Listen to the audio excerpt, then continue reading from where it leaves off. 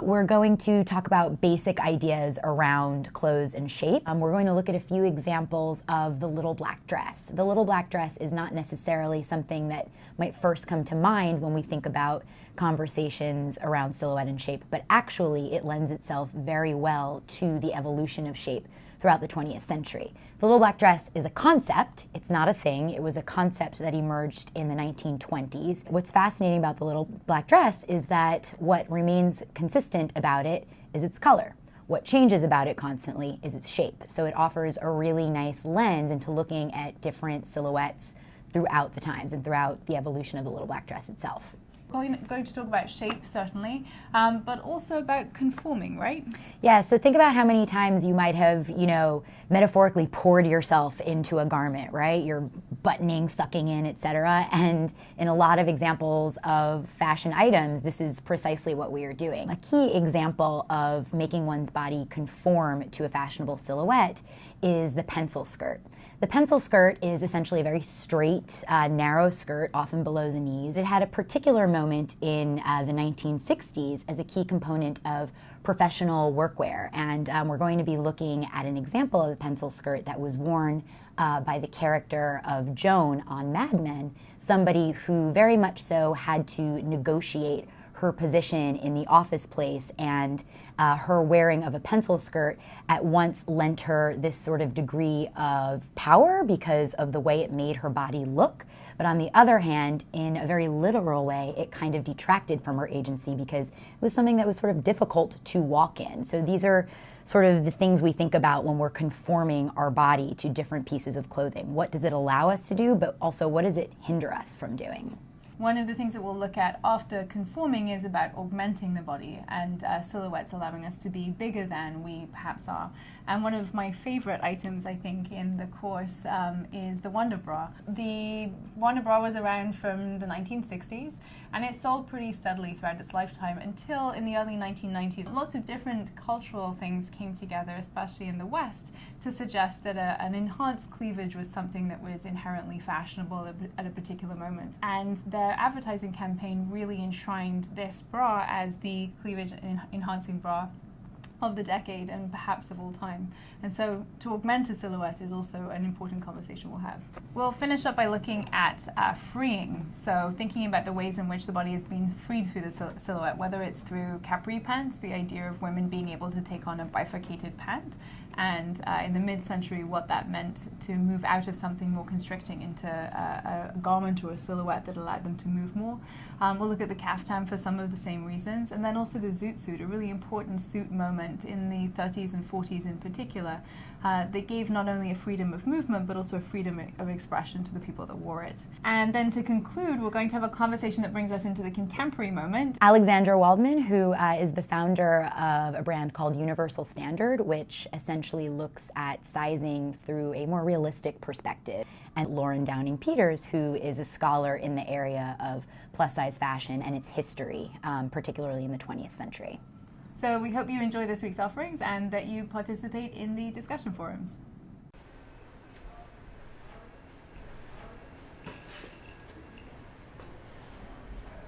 Most often you see garments in exhibitions on mannequins, but mannequins are difficult because you have to think of so many aspects. You have to think of what color do you want the mannequin, what kind of gesture. The history of mannequins themselves is the history of what people look like or what the ideal is.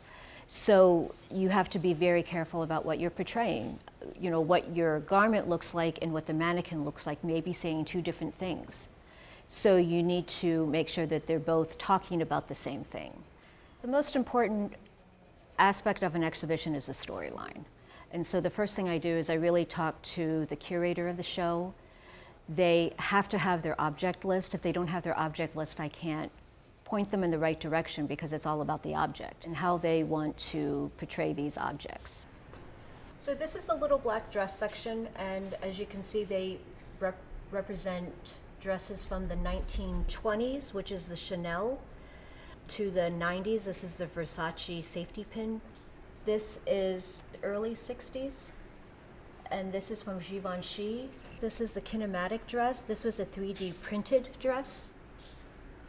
So what we're going to do for this exhibition is put all of these on invisible mannequins. It's going to look like it's floating, and you can really look at the outline and just how they interact with the other garments on that platform. Where we could, we really tried to stay away from the body as much as we could, because this is not a traditional fashion exhibition, and so we didn't want it to look like a traditional fashion exhibition. These are one of the 4 types of mannequins that are going to be in the exhibition. This is the buckram mannequin. They start out as this. This is millinery fabric that hat makers use. And once you wet it down, you can mold it. I used a dress form to create this mold. This is what it looks like when it comes off the dress form. As you can see, these are the pencil marks. This is a halter top black dress with a little black dress section. And I'm gonna come back and cut away at the armholes on both sides. This buckram, this is for a strapless dress, a strapless Christian Dior dress. So as you can see, I cut away at the top, so this has already been cut. And this is a finished mannequin. This is padded. It has felt and then batting to give it some shape. It needed to be a little bit more curvy. The garment, the black dress that's going to be on this is a Givenchy. It's a chemise style, but it has a little peplum at the bottom. Once you put the garment on this mannequin, all you're going to see is the garment. This whole thing is going to disappear. The lining is going to match the inside of the dress. So when you look at this, you think that visually it's going to look like the inside of the dress. So none of this white or any of this is going to show. This is all just to support and create the silhouette of the dress. These 2 buckram torsos were made from different mannequins. And when you first look at them, they look very similar.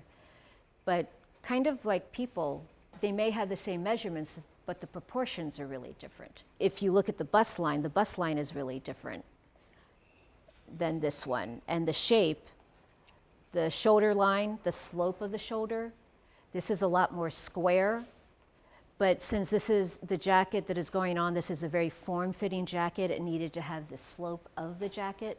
That was important. So little details like that, like measurements and the back of from your shoulder blades, those proportions.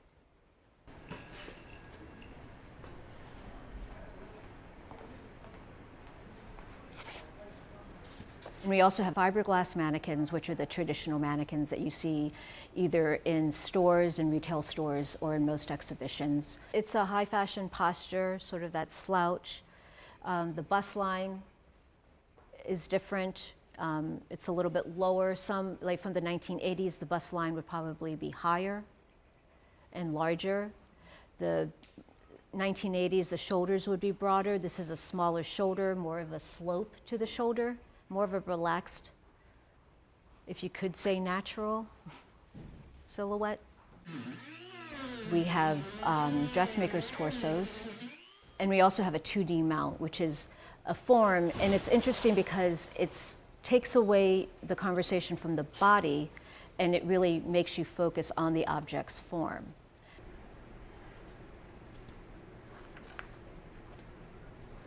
I'd just do a strip right here, then.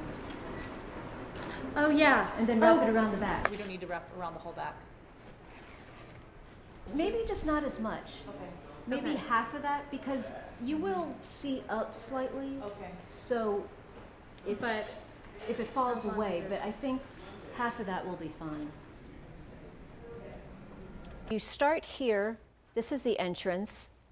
The little black dresses, they're going to be on platforms, and they're going to be viewed from the front and the side. There's a divider here, which is a scrim. So from this side, you'll see a silhouette of the other black dresses. So you can see them from the back, but you'll just see the silhouette of the dresses. People project their experiences, their opinions onto clothing. Men and women are going to go through this exhibition and look at these garments, and they're all going to feel something different based on their perceptions and based on their experiences.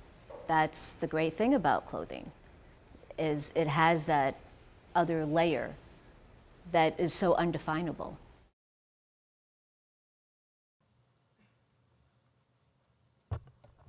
The little black dress is a fashion icon, and it's one which is closely associated with Gabrielle Coco Chanel.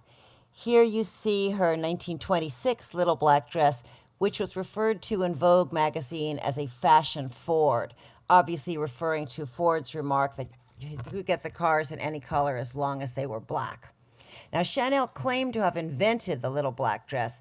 That's not true, but she did help popularize it, in part because the style was so much associated with the modern woman of the 1920s, and who better epitomized that than Chanel?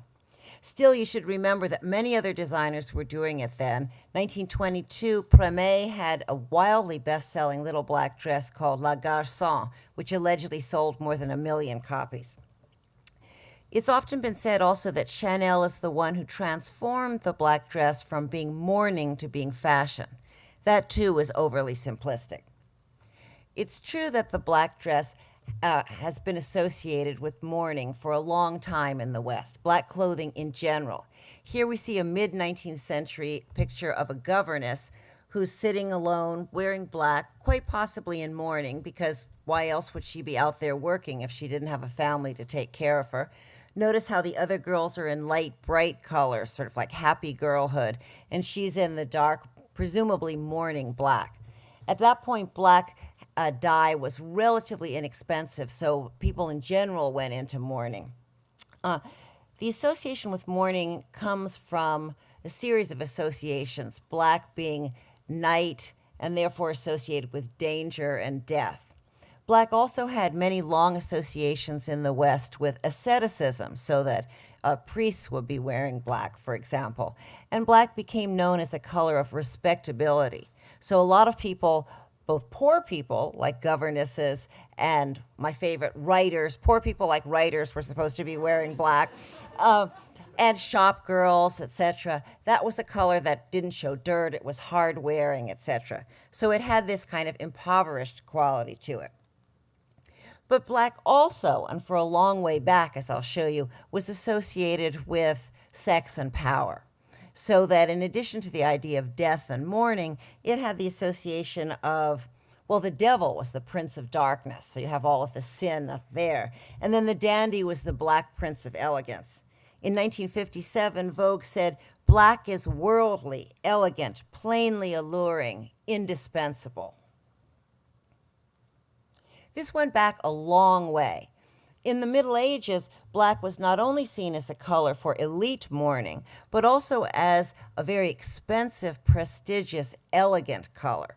Now, this woman is not in mourning, clearly, with the red as part of her ensemble, but many aristocrats would wear black to indicate kind of prestige, a sort of dandiacal, before the dandies existed, a dandiacal elegance which made them stand out among the sort of peacock-colored courtiers around them.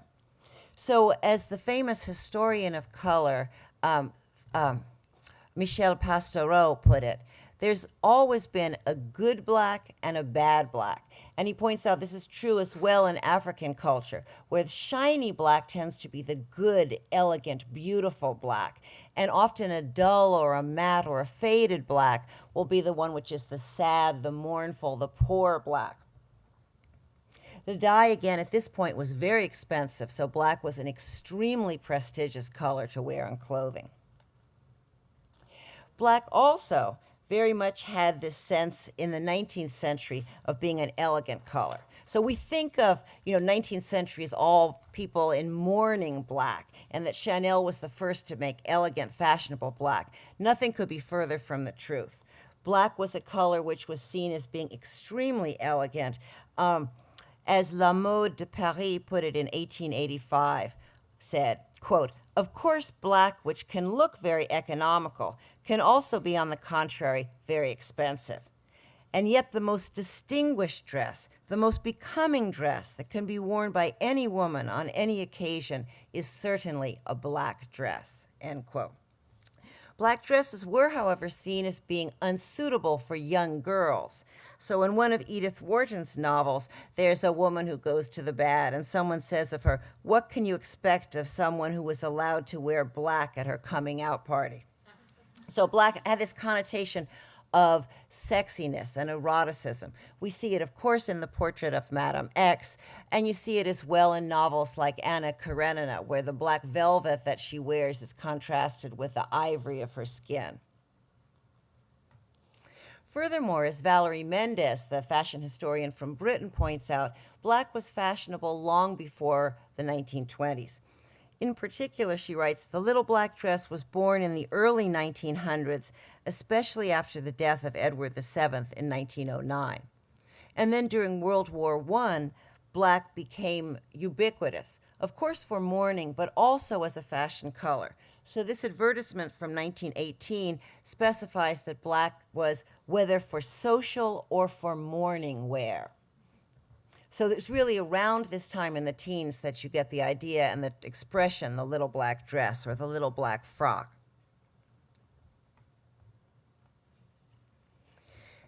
Robin Givhan, the fashion journalist, points out that a woman in a little black dress is not forced into the role of a kind of peacock. Rather, she looks somewhat mysterious and alluring in a more different, subtle, dandiacal way. Here with this Chanel evening dress, you see also the connection of black with evening attire. In fact, there was a wonderful exhibition on black and fashion in Australia, which was called Black from Morning to Night. Chanel, of course, emphasized, quote, Scheherazade is easy, the little black dress is difficult. And she was reacting against the brilliant colors which were popular in the early 19-teens, all of the reds and greens and oranges. And she said they made her feel literally nauseous. And she went over to the other extreme to have white, cream, black, and dark navy blue. Black also has long antecedents as a bohemian color, an artistic color. So here you see Martha Graham, but also you can find it associated with beatniks, with turtlenecks, with modern dancers. Goes way back, black leather jackets. There are lots of rebellious, artistic, bohemian blacks, sort of downtown blacks. And then you had also the chic cocktail dresses, the high fashion, elegant blacks. So Balenciaga, for example, shown here, was described as creating dresses in Spanish black, like a deep night without stars. Or Audrey Hepburn, of course, famously in various little black dresses. Christian Dior said of black, you can wear black at any age, under almost any circumstances. He also pointed out, as have many other designers then and subsequently, that black is appealing for designers because once you take away the color, you can focus on the silhouette, the texture, and other aspects of the dress, just as you would with line drawing for an artist instead of color. Then this wonderful Barbie in black always reminds me of a story about Barbara Hutton when they said, for her 5th wedding, the bride wore black and carried a scotch and soda. Punk black became very, very important, and black's association with power, again, goes right back to the Middle Ages, to judges and executioners. It's been associated with crime and deviance. In Reservoir Dogs, there's a scene where Mr. Pink says, why can't we pick out our own color? And Joe said, I tried that once. It don't work. You get 4 guys fighting over who's going to be Mr. Black. Black is associated with the charisma of deviance as well, with the idea of sexualized women. And in politics, you have the black of fascism, the black of anarchy. In the late 1970s, Karl Lagerfeld held a party where the invitation stated, tragic black attire absolutely required. Thousands of people came, many in black leather. In the 1980s, the Japanese fashion revolution made black the dominant avant-garde color in fashion. Yohji Yamamoto said, the samurai spirit is black. The samurai must be able to throw his body into nothingness, the color and image of which is black. Rei Kawakubo put it more simply when she said there are 7 shades of black.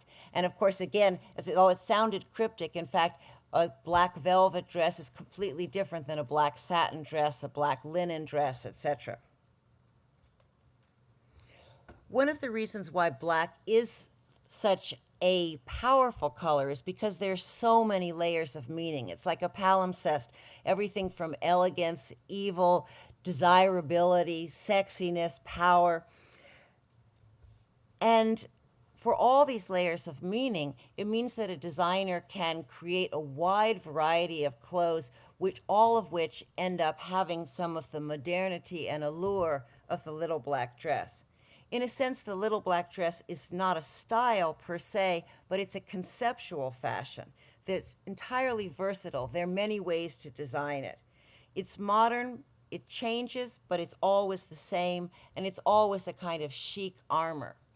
Body Meets Dress, Dress Meets Body is a collection by Ray Kawakubo of Comme des Garçons from spring and summer 1997.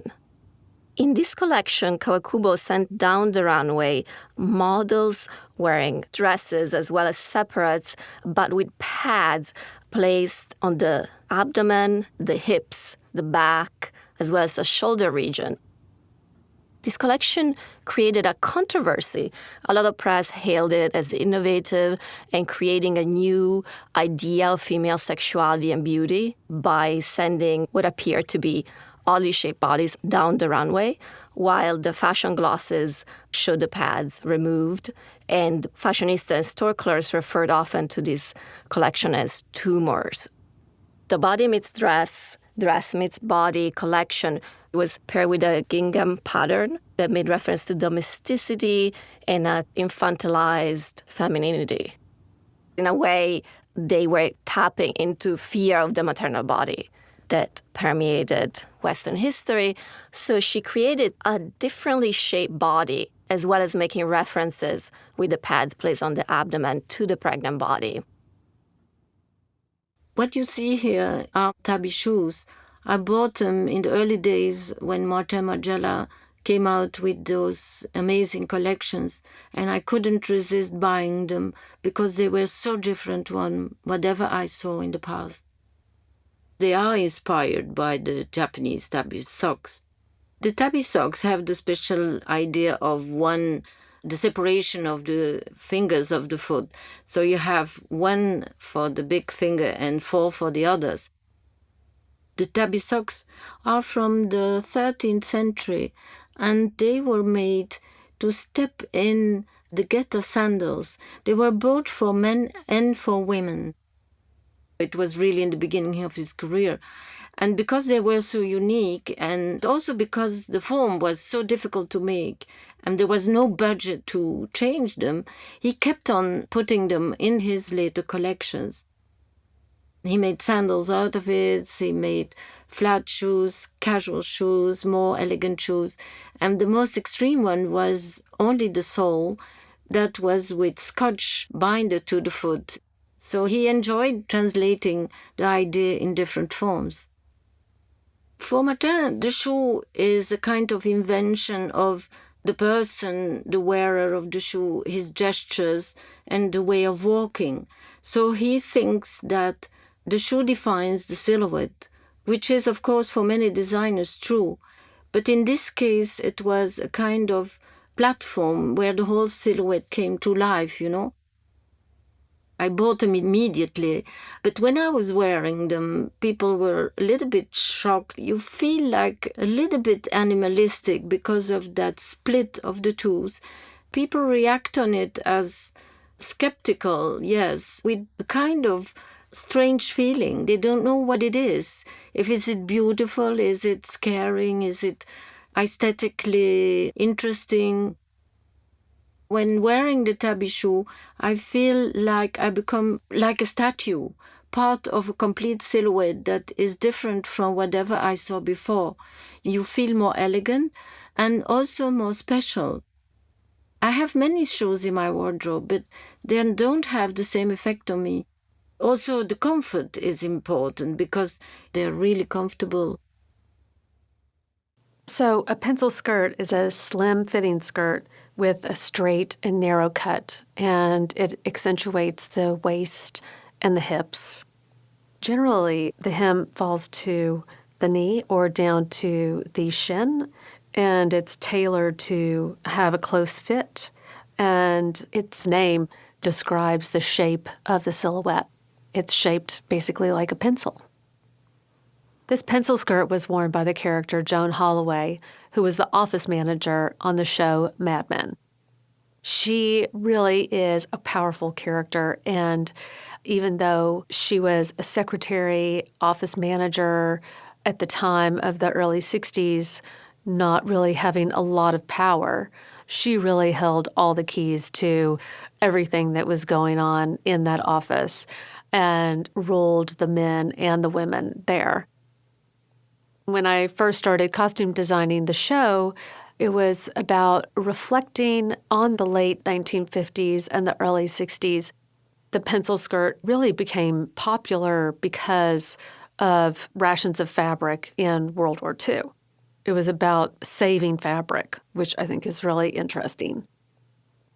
Christian Dior in 1954 started designing the pencil skirt suits, and the length was the 50s length of more of a T length as opposed to just right at the knee or below the knee, which was more indicative of the 1940s. The hourglass figure was so popular, created by Marilyn Monroe and Sophia Loren and Jane Mansfield. Every woman wanted to have that brick house of 36, 24, 36 inches. When you wear a pencil skirt, it forces you to walk a certain way. That would include taking shorter steps or having a little wiggle. It impedes your long strides, if you will. There's definitely restriction in the movement, but that's also the beauty and the sensuality and the sexuality of the silhouette of the pencil skirt. We've seen it change throughout the years from being a tailored, less fitted cut to the pencil skirts that we see today, which are really tight, mostly made out of knits and fabrics with a lot of stretch. I think the pencil skirt is an item of clothing that will always be in style.